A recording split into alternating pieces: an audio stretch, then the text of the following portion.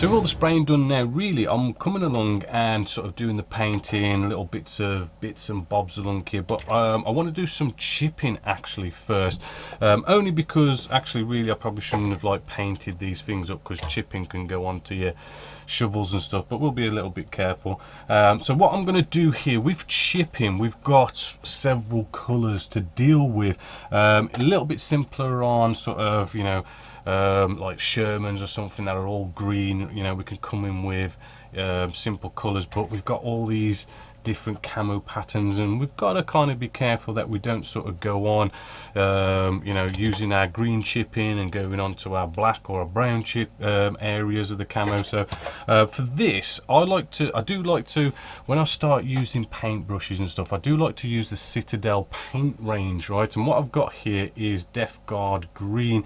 What I'm basically after, and what you should be basically after, is something that is a lighter shade of the colour you're after. So we've got our NATO green here, and I've gone for something that looks like a lighter shade to our NATO green, and this is going to be good for our chipping. So what we're going to do is, you know, as always with chipping, we get all these cool little bits of sponge that, you know, you get with your aftermarket parts. We can just tear a nice bit off, getting out our Death Guard green just here.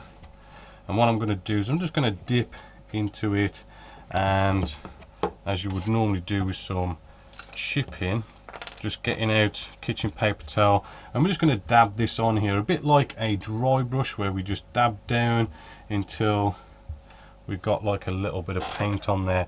Now with this build, you know, if you remember from the beginning, I don't want to do what I've shown a lot in the past, which is like really dirtying up the tanks. I want to make this one quite nice and sort of clean and tidy. So I'm not going to go major with our weathering, but with the chipping, this is nice and easy. We can just start dabbing on some of these green areas, maybe bring you in a little bit closer, just nice little dabs. As you can see, we're just getting some really just cool bits of chipping, and I just want to really sort of concentrate on the running road wheel area like so. And if you can see, we've got these just nice little chips going on. I'm going to concentrate, as I say, on this area.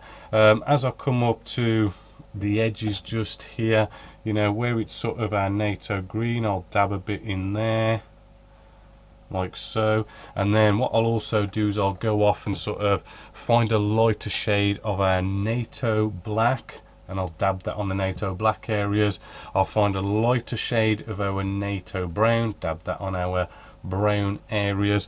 Don't forget your actual wheels themselves, right? We can actually just, I like to just rotate these as I go along, and just dab a little bit on there and in the middle, and it just makes it look a little bit more interesting with a couple of chips here and there.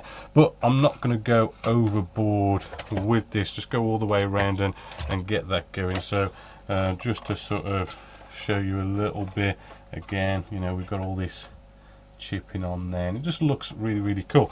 Next thing is, as well, is when we start brush painting.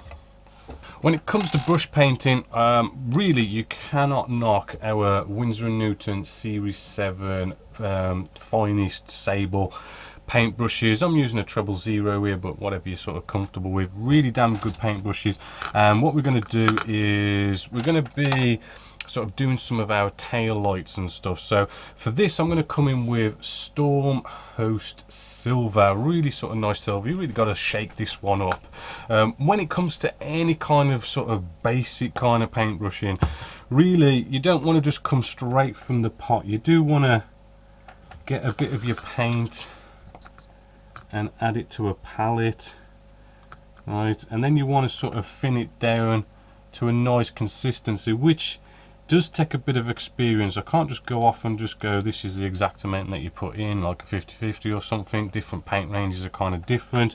I tend to find, you know, a little bit of water to our Citadel paints does seem to be alright, almost like say 40 or 50% water to paint.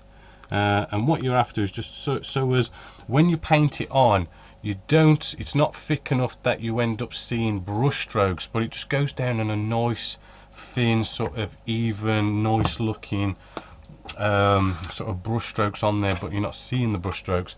And what I'm basically doing here is, you know, lots of little diddly things, like we have our tail lights just here. I'm just going to sort of paint this in, being sort of nice and careful.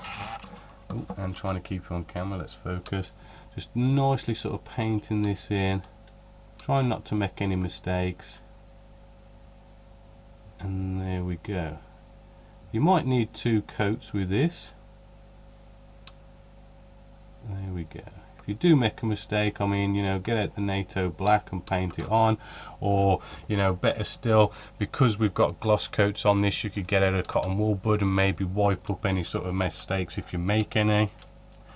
And I'll just do the other one. And this really, with the tail lights, I like doing it this way because it kind of just prepares it and gets it ready for you know, doing the colours. Right, this nice sort of silver background really works well when we get out the red and the orange. It just makes it look a bit more like a tail light. Don't forget your side ones as well, which I've sort of almost already painted. Go around doing that. We've got our front ones as well. All you got to do is just paint them silver. Let's focus. Just paint them silver.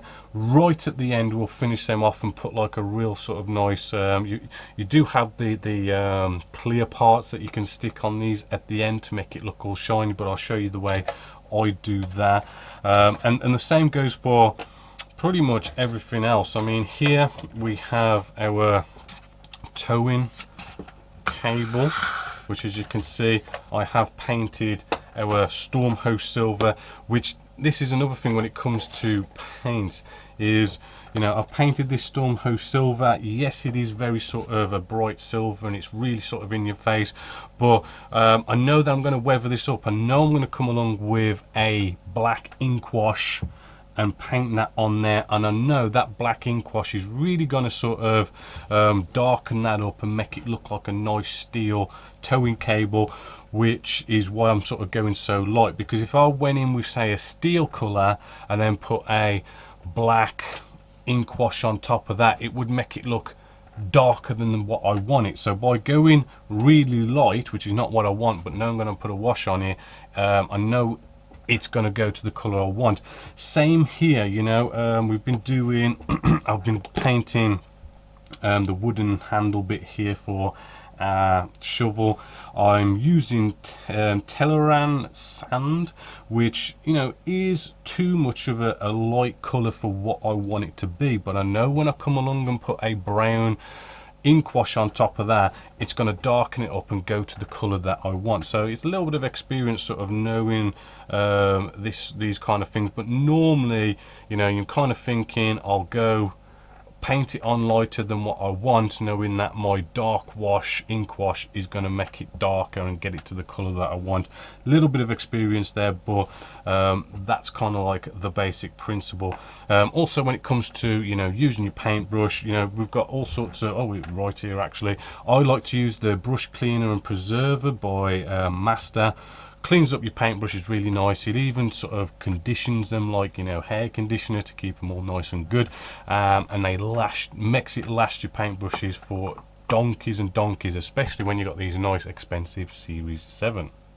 Just want to pop back to the actual chipping. You know, we can do really cool scratches, right? Basically, we get out our same color again, Death Guard green or whatever it is for your NATO black and brown.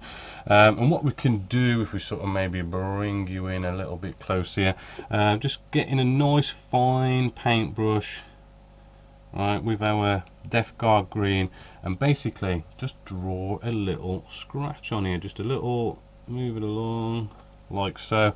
And there we go, we've got a little nice little scratch on there. Might look a bit sort of intense at the moment, but with the weathering we're going to do, it's going to knock it back a bit, and it just makes it look quite cool. Little scratch, or even, you know, even just tiny little things like, oh, we've got a bit of a raised bit here, we can put a little bit of a something there, or even like a bit more of a chip in that area, just like so. Just lots and lots of little things like that. I'm not going to go too far with this. I mean, these modern tanks are generally looked after quite well, so there's no need to go absolutely nuts with chipping.